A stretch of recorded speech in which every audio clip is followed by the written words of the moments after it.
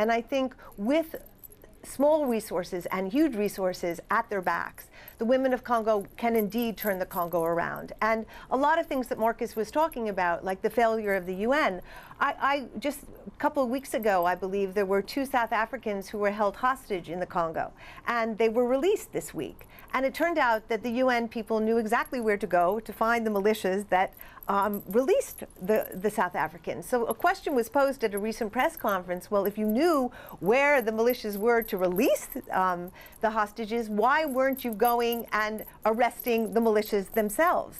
And I think part of it is an ennui, part of it is a lack of intention and a lack of will on the international community's part. Part of it is there's a kind of growing acceptability that this is what happens in the Congo, so we'll just let it continue to happen. But I do think that if people begin to invest in the women and put faith in the women and put stock in the women, the City of Joy will be exactly that, a place where women turn their pain to power and become leaders. I think as women move into leadership positions, we will see a radical shift in the politics of the Congo. Marcus, you've obviously documented some of the terrible things that have been happening. I think one of the sets of pictures you had involved the abductions and forced rape and marriage that were being committed by the Lord's Resistance Army. Explain to me the kind of things you witnessed. I just came back actually just last month from spending 3 months covering this issue in the Democratic Republic of Congo and also Central African Republic and Uganda. And Joseph Kony, who's been operating the region for over 20 years, has been abducting children, abducting young boys and forcing them to be child soldiers, and also abducting young women, 13, 14-year-old women, and giving them as trophies to his commanders. If they perform well in battle, they get a wife. If they perform well and are loyal to him, they get a wife. And so many of the commanders have several wives. And I interviewed hundreds of children, many of them young girls who had been forced into being the wife of Joseph Kony or one of his commanders. They had to endure years in the bush. They had to endure forced rape on a daily basis. Many of them gave birth to children.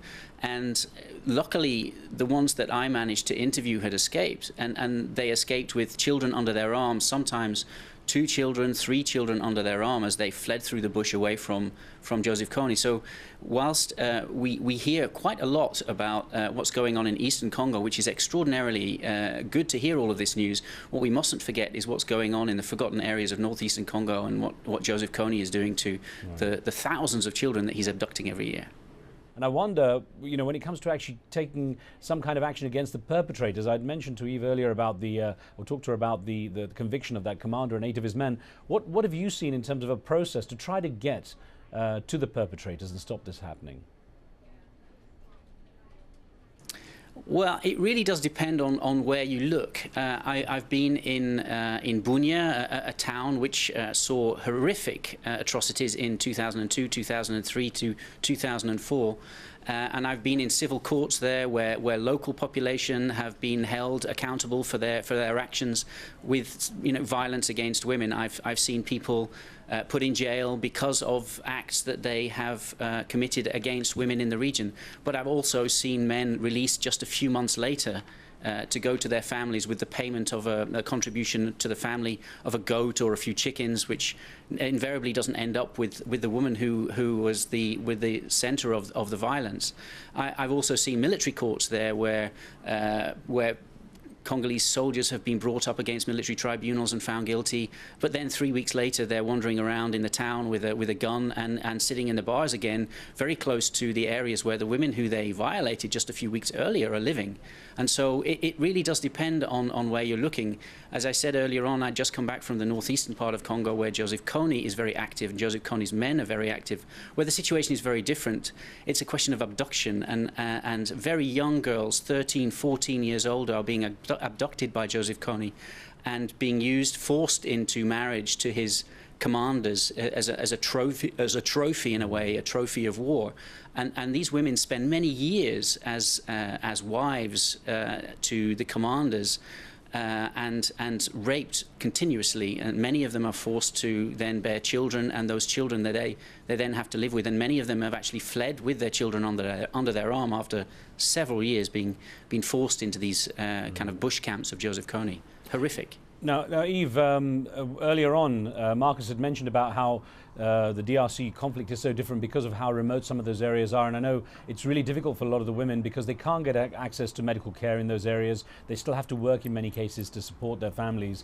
And I want to ask you to address two emails. I'm going to read them back to back. They touch on a similar theme. The first one is from Wesley Tiku, who wrote in saying, "If the government in Kinshasa cannot protect its people, why not empower local communities with the resources to protect themselves?" And the other one from the Netherlands, from Getahun Mosisa, says, "There should be a system that specifically works on the socio-economic and political empowerment of women. This way women can assert their rights and defend themselves." How do you regard that idea of local empowerment to give people a chance to survive out there in the rural areas? Well, I think it's the only solution. And I think part of what City of Joy is doing and modeling, hopefully, and hopefully we'll get to build many City of Joys in the Congo, but the whole basis of City of Joy is bringing 90 women for 6 months and training them in their legal rights, in becoming spokespeople, learning what the justice system is about, healing from their trauma. There'll be agricultural programs, there'll be internet programs. And the whole idea then is that they then, after 6 months, go back to their communities and they share what they've learned. There'll be self-defense, there'll be all kinds of programs where women learn that they have the right to defend themselves, to stand up for themselves, to prosecute their cases, to go to trial, and to gather other women to be behind them when they do go to trials. And I think if we can really begin to create leaders and women who then empower their communities, we can begin to spread this empowerment on the local level and in the really remote villages where women don't have access to medication, don't have access to hospitals, don't have access to schools, and don't have access to protection. And I think with local leadership building, then women will begin to become leaders in their own community and make demands for those kind of local protection systems. I think it is the only way. And I think there's a difference between sending in arms, which I don't think will be a solution. And believe me, it's occurred to me from time to time when I see the kind of atrocities and massacres that are committed against women, when I see women now who I've known over 4 years and they've been raped not once, but twice. And this time I met a woman who was the 3rd time raped after she'd been operated on 7 times and sent home and then come back. I don't think arms are the solution, but I do think empowering women to know their rights and then having women become local leaders who then fight for the kind of protection that women are entitled to is the solution. And Eve, on that thought, an email, if I may follow up with, from Uganda, from Ian Uela, who wrote in saying, "Rape is a very manipulative weapon of war in Congo. Victims often remain quiet because they fear cultural stigma." This is something we touched on earlier. How are you finding that at the City of Joy, getting women to be able to feel confident and secure enough to be able to speak out? Well, over the last 3 years, we did quite a few events called Breaking the Silence, where women who had been survivors of terrible sexual violence came forward in Goma, in Bunia, in Kinshasa, in Bukavu, and broke the silence. And by that I mean they stood up and they told their stories to hundreds of people publicly. And I think what that has done, and with a lot of other efforts of a lot of other